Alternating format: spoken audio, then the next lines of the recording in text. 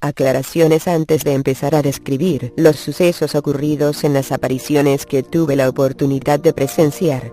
Considero que es indispensable aclarar al lector de este testimonio cuál es a mi juicio la verdad sobre ciertas imputaciones que se hicieron, como también cuál es la correcta interpretación y alcance de lo que manifestaron las autoridades eclesiásticas de ese entonces.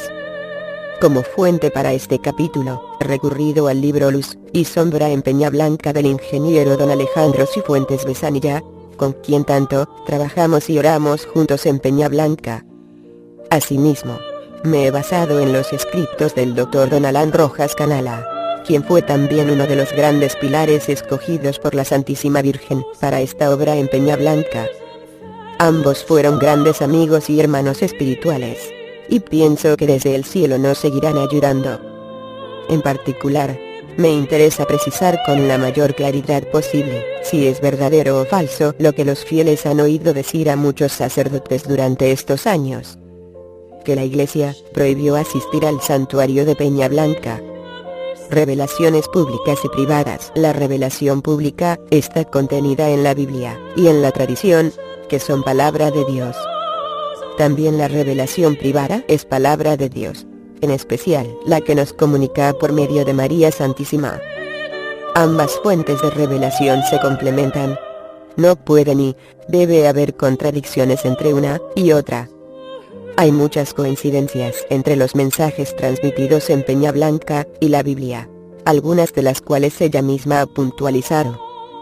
Pronunciamientos del obispo de Valparaíso en 1983, poco tiempo después que se iniciaran los sucesos de Peñablanca en 1983.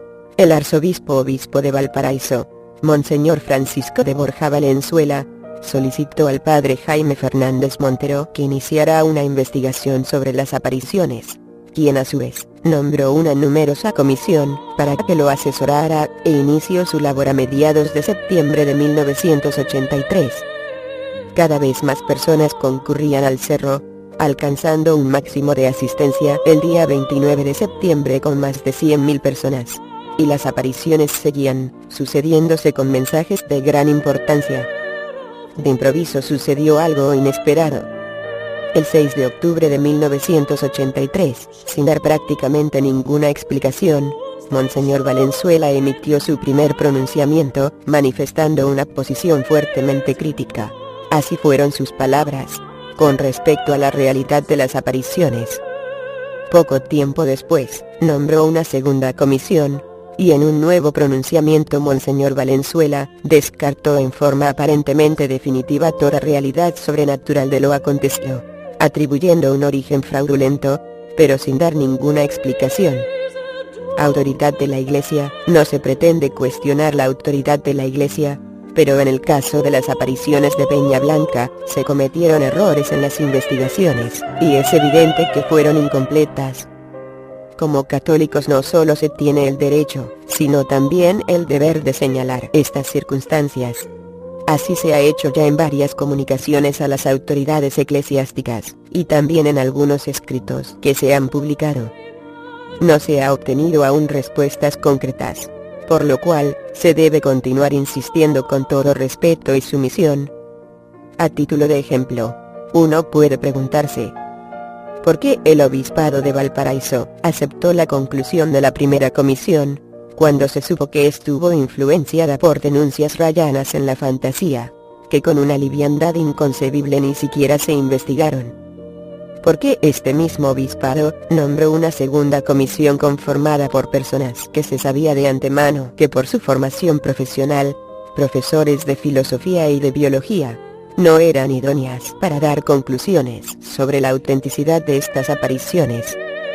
¿Por qué este obispado tuvo tanta influencia sobre el resto del clero chileno como para que otras diócesis no requirieran mayores investigaciones, ya que todos ellos estaban conscientes que se estaba afectando a todos los fieles, y no solamente a los de la diócesis de Valparaíso? Hipótesis condenatorias que se han formulado algunas hipótesis condenatorias para explicar lo ocurrido. De su lectura, se pueden apreciar los errores que contienen, y la ligereza con que han sido emitidas. A. Inventos del vidente.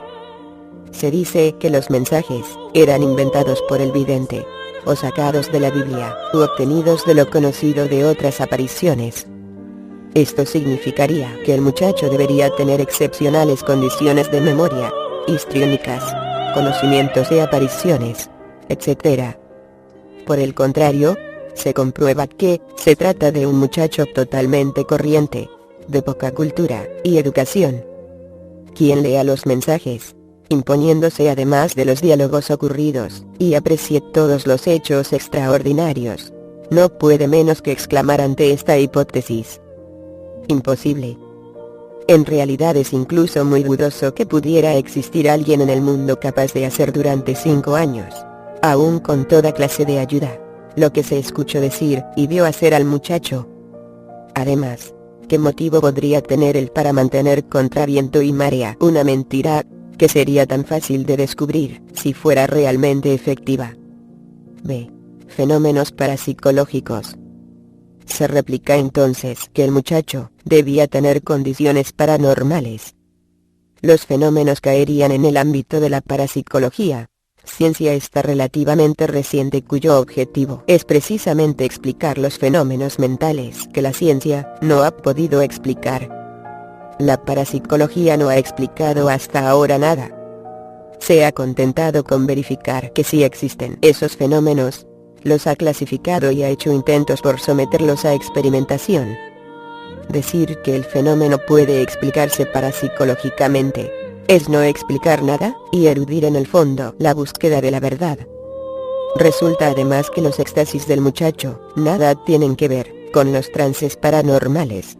No existe ningún antecedente de que tales hechos hayan ocurrido en otras ocasiones, a menos que se trate realmente de fenómenos sobrenaturales ya verificados y en estudio. Por otro lado, si el fenómeno fuera efectivamente de tipo paranormal, su ocurrencia exige la participación de otras personas. No podría provenir solamente del muchacho. Los que han planteado esta hipótesis se han contentado solo con exponerla, solo con manifestar que esta sería una posible explicación, pero nadie realmente la ha estudiado, ni menos tratado de verificarla. Estigmas provocados por la histeria. En relación con el fenómeno de los estigmas, se ha planteado la hipótesis de la histeria. Se dice que una persona histérica podría autoinfligirse heridas por mera sugestión. No se da ninguna prueba al respecto. No se explica cómo las heridas desaparecen en 2 horas o menos. No se explica cómo el vidente puede hablar de sus experiencias apenas terminado el presunto ataque histérico. En verdad, el vidente no acusa en sus exámenes médicos ningún síntoma, ni existe ningún antecedente en el de histerismo. Aun cuando la primera comisión investigadora planteó esta hipótesis, se dio cuenta de su imposibilidad, planteando una segunda explicación, lo que demuestra, ciertamente, la debilidad de su argumentación. D. Fraude de algunas personas. Se señala que algunas personas estaban detrás de todo esto. Es la explicación más generalizada. Sin embargo, después de más de 10 años de terminadas las apariciones, todavía nadie ha podido indicar quiénes eran los autores del supuesto fraude, y cómo lo efectuaban. Y lo más increíble, es que si esto fuera un fraude, sería un hecho altamente condenable desde todo punto de vista. Se habrían debido usar elementos tan sofisticados que ya hace tiempo lo habrían descubierto. Se habría abusado sacrílegamente del nombre de Nuestra Señora, y eso sería un horrible crimen espiritual. ¿Qué razón puede haber para que el hecho no se denuncie públicamente, y se juzgue con la máxima severidad a los autores de tamaño engaño? La razón es muy simple. El fraude solo existe en la imaginación de quienes no quieren aceptar el mensaje de Peña Blanca. Nadie ha ubicado a los autores del presunto fraude, pero por cierto, las hipótesis no faltan. Se mencionan a continuación las que más han circulado.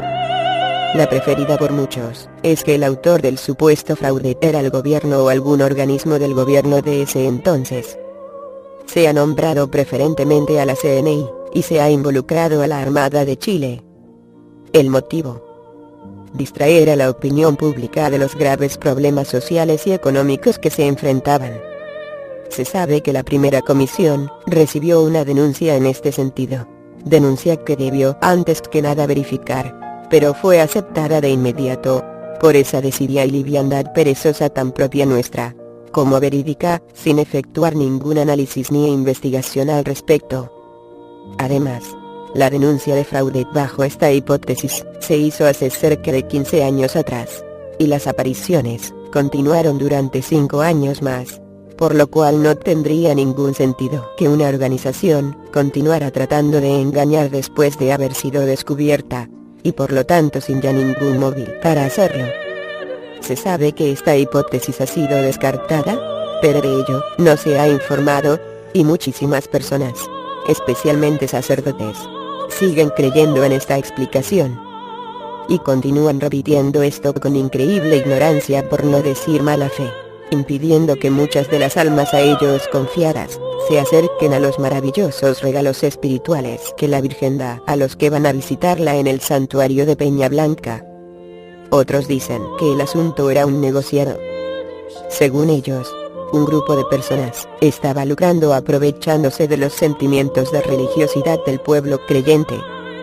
Se trata nuevamente de un hecho que, de ser efectivo, debió haberse denunciado de inmediato. ¿Por qué no se ha hecho? Por la simple razón que quienes sostienen esta hipótesis no tienen ninguna prueba de ello. Es efectivo que se ha solicitado, y se está solicitando dinero a los fieles que creen en las apariciones de la Santísima Virgen en Peña Blanca, pero todas las donaciones deben ser depositadas, sin excepción, en una cuenta corriente bancaria en la cual queda constancia de todos los ingresos y egresos, y este dinero sea invertido en la construcción y mantención del santuario, y en material de difusión. No existe en el cerro ninguna alcancía y nadie está autorizado para solicitar erogaciones. Y otros indican como autores del presunto fraude a algunas organizaciones o grupos de creyentes que de alguna manera disienten en algunos puntos con la jerarquía de la Iglesia, como ser Fiducia, los lefebristas, los integristas, los milenaristas, etc. Esto por la existencia de alguna coincidencia entre un mensaje determinado y las posiciones sostenidas por estos grupos. Lo que sucede es que la doctrina de la Iglesia es muy amplia y extensa, y nadie, aun los mayores enemigos de la Iglesia, no dejan de coincidir en algunos puntos con ella. Con mayor razón aquellos que solo difieren de la Iglesia en algunos aspectos de tipo contingente, o de carácter litúrgico, o de interpretación de algunos pasajes de la Biblia. Incluso el marxismo ateo, o la masonería en alguno de sus postulados y propósitos, coinciden con ciertas enseñanzas del cristianismo. En verdad, como ya hemos establecido, nada hay en los mensajes de Peña Blanca que se contraponga a la doctrina de Cristo, o las enseñanzas de la Iglesia, y el mismo hecho que se le suponga tantos distintos orígenes, demuestra que solo existe realmente un solo origen. Los mensajes son palabra de Dios. Los que plantean esta hipótesis solo se contentan con plantearla. No preguntan, ni parecen tener interés en preguntarse, qué motivos podría tener un grupo de personas como las que se han mencionado para efectuar un fraude de esta naturaleza, ni menos se han preocupado de ubicar a los culpables y determinar cómo están actuando. Acusaciones planteadas en forma tan ligera no tienen en realidad el menor valor. Origen demoníaco. Se dice que los mensajes tienen un origen demoníaco. Toda mentira, todo fraude, tienen sin duda una raíz demoníaco. Sobre todo en un caso como este en el que se estaría usando el nombre de María Santísima para engañar a los fieles. En consecuencia, cualquiera de las hipótesis anteriores cabe también dentro de esta. Pero como hemos establecido, dichas hipótesis no tienen ninguna base. Es claro que muchos que se han impuesto de los hechos, especialmente sacerdotes, se han dado cuenta que no se trata ni puede tratarse de una mentira del vidente o de un fraude. Entonces, ¿qué explicación cabe? Muy simple, todo es demoníaco. Los éxtasis del muchacho, los fenómenos que ocurren, los mensajes, las sanaciones de los enfermos, las conversiones a la fe católica. Es el demonio que está simulando una aparición de María Santísima. ¿Con qué objeto? Para confundir a los fieles, y para producir divisiones dentro de la Iglesia. Quienes exponen esta explicación, lo hacen en privado. Temen caer en ridículo ante la masa no católica, y también ante muchos que se dicen católicos, pero que no creen ni en el demonio, ni en el infierno. Cabe comentar a este respecto que hay no pocos sacerdotes que tampoco creen, o bien que sostienen que la misericordia de Dios es tan grande, que cómo va a permitir que alguien se condene. Se olvidan de su justicia, y se olvidan de todo lo que el mismo Cristo nos ha enseñado, y al negar el castigo, indirectamente están negando la existencia del demonio. En abono a esta hipótesis, quienes la sostienen mencionan pasajes evangélicos en los que Cristo nos previene de la acción del demonio. ¿Qué cabe decir al respecto? Se exponen a continuación algunas de las razones que a mi juicio la descartan. Hay que recordar que estos mismos argumentos fueron utilizados por los fariseos para descalificar a Cristo, no queriendo reconocer en él al Mesías prometido, y no encontrando en consecuencia una explicación de los milagros. Les atribuyen un origen demoníaco. Se sabe cuál fue la respuesta de Cristo. Lo mismo se aplica en este caso, teniendo especialmente en cuenta lo siguiente. Por sus frutos los conoceréis, es Cristo quien nos da el criterio para discernir. Hemos ya indicado la enorme cantidad de conversiones como el fruto principal de estos acontecimientos. Hasta el mismo obispo de Valparaíso de aquella época en una entrevista a un periodista, noviembre de 1983, reconoció que se había producido un aumento de la piedad de los fieles. La gran mayoría de los asistentes al cerro llevaban una vida más integralmente cristiana. Gran cantidad de jornadas de oración, miles de personas rezando diariamente el Santo Rosario, muchos los 15 misterios, visitas al Santísimo Sacramento, continuas vigilias de centenares de personas en el cerro donde pasaban toda la noche orando, cantando, meditando, a veces hasta 3 noches seguidas. La asistencia diaria a la misa comunión se había hecho costumbre, previa confesión. Era un llamado que había calado hondo en muchísimas conciencias. Los mensajes que se han escuchado en el cerro son de un contenido profundamente cristiano. Nada hay en ello que se oponga a lo que constituye el depósito de nuestra fe. Lo que se ha oído en Peña Blanca es en esencia lo mismo que se oyó en La Salete, en Lourdes, en Fátima y en muchos otros lugares que la Iglesia ha reconocido como reales visitas de María Santísima.